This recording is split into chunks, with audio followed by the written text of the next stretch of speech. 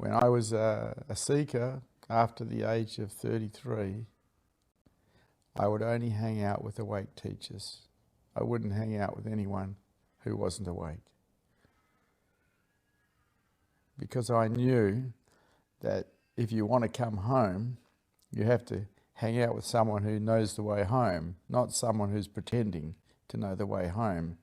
And there's a great deal of pretenders out there, pretending they're awake when they're not.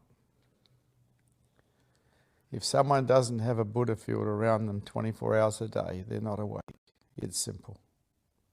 If they do have a Buddha field around them 24 hours a day, they are awake, no matter what kind of arsehole they might be. They're awake.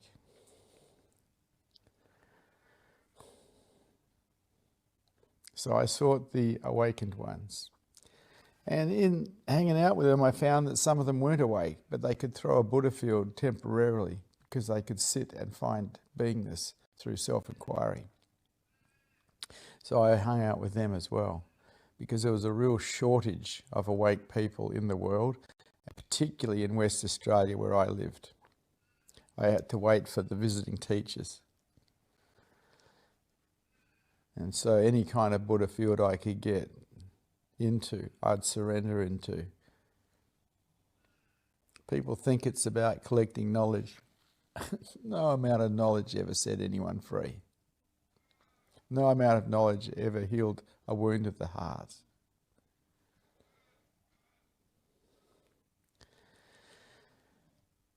You want to be free? You learn unconditional surrender. The hardest thing for a human being to learn because it's against survival. The only way that I know that it can be learnt is through the practice of acceptance and let go.